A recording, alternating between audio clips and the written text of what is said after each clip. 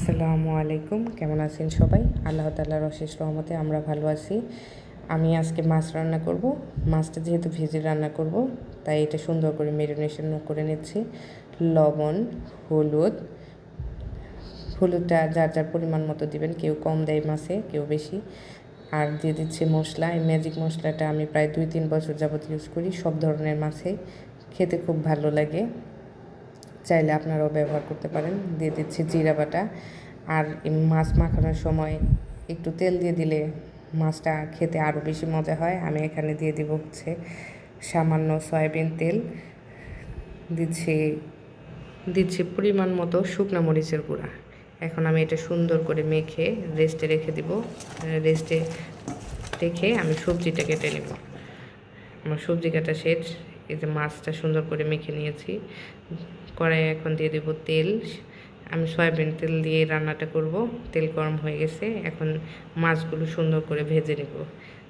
মাছটা যেহেতু আমি ভেজে রান্না করব, তার কারণে অনেক বেশি কড়া করব না। আর মাছ ভাজি করার ক্ষেত্রে তেলটা একটু বেশি গরম করে তারপরে মাছ দিতে হয়, কারণ তেল বেশি গরম না হলে মাছ কড়াইয়ের সাথে লেগে যায়, অনেক সময় মাছ ভেঙে যায়। এর কারণে তেলটা একটু ভালো করে গরম করে নিলে মাছ উল্টানোর সময় সুবিধা হয়।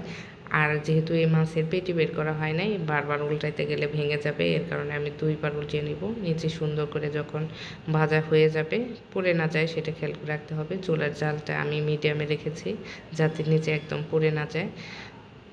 যখন নিচে ভাজা হয়ে যাবে উল্টিয়ে দিব। কম হলে সমস্যা নেই, আবার উল্টানো যাবে, কিন্তু যেহেতু পুড়ে না যায় সেটা খেয়াল রাখবো।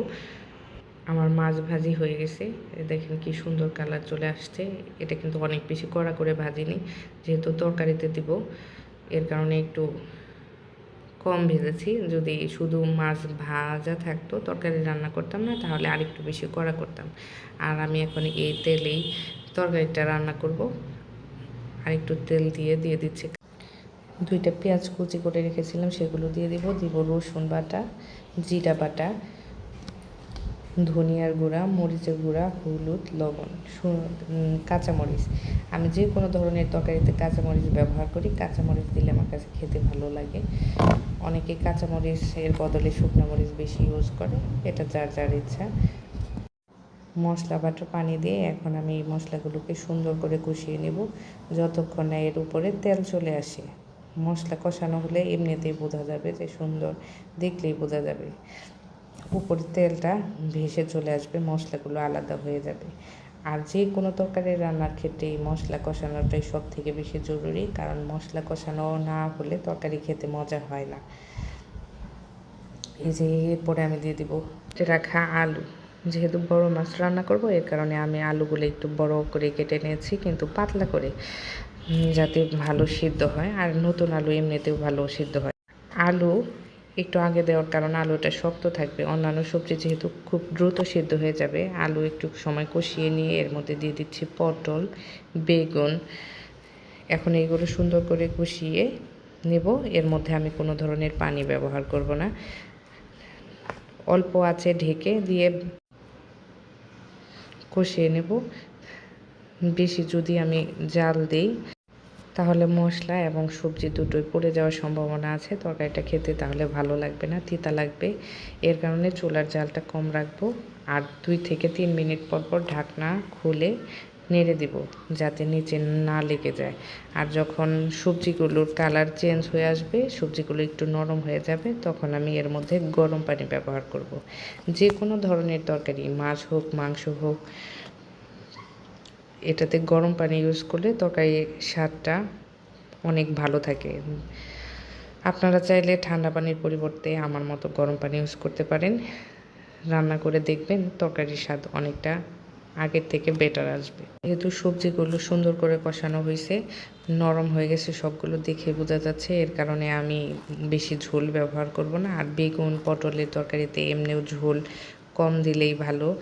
আর এর মধ্যে আমি টমেটো ইউজ করব, টমেটোর থেকেও একটা আলাদা পানি চলে আসবে, এর কারণে আর অতিরিক্ত ঝোল দিলাম না। অতিরিক্ত ঝোল দিয়ে যদি তরকারিটা রান্না করি, ফলে অনেক সময় জাল দিতে হবে। বেশি সময় জাল দেওয়ার কারণে তরকারিটার যে টেস্ট, সেটা নষ্ট হয়ে যাবে। এখন আমি দিয়ে দিব এর মধ্যে টমেটো কুচি, আর আয়াত ঢেঁড়স দিলে তরকারিতে খাবারটা ভালো খায়, যেহেতু ঢেঁড়স দিয়ে ভাত মাখালে একটু পিচ্ছিল পিচ্ছিল ভাব হয়, ওর গিলতে সুবিধা হয়, এর কারণে ওর জন্য অল্প কিছু ঢেঁড়স দিয়ে দিব। আর ঢেঁড়সটা সবার পরে দিব এই কারণে যাতে ঢেঁড়সের কালারটা সবুজ থাকে। ঢেঁড়স যদি অন্যান্য সবজির সাথে আগে দিয়ে দিতাম তাহলে এটা অনেক বেশি সিদ্ধ হয়ে যেত, কালারটা নষ্ট হয়ে যেত, খেতেও ভালো লাগতো না। এর কারণে ঢেঁড়সটা দেবো সবার পরে। দেখেন আমার তরকারির রান্না প্রায় শেষের দিকে।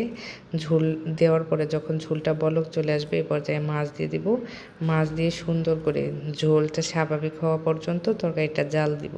এ পর্যায়ে আমি লবণ চেখে দেখব যে তরকারির লবণটা ঠিক আছে কি না। আলহামদুলিল্লাহ সব কিছু একদম পারফেক্ট আছে। এ পর্যায়ে আমি তরকারিটা নামিয়ে নেব। দেখেন কি সুন্দর হয়েছে মাশাল্লাহ।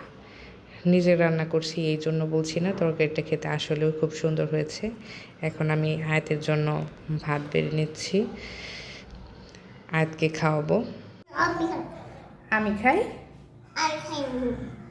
বিসমিল্লাহ বলো, বিসমিল্লাহ, বিসমিল্লাহ বলো জোরে, বিসমিল্লাহ। হ্যাঁ খাও। আমার রান্নার ভিডিও কার কার কাছে ভালো লাগে কমেন্টে জানাবেন। সবাই ভালো থাকেন। আল্লাহ হাফেজ।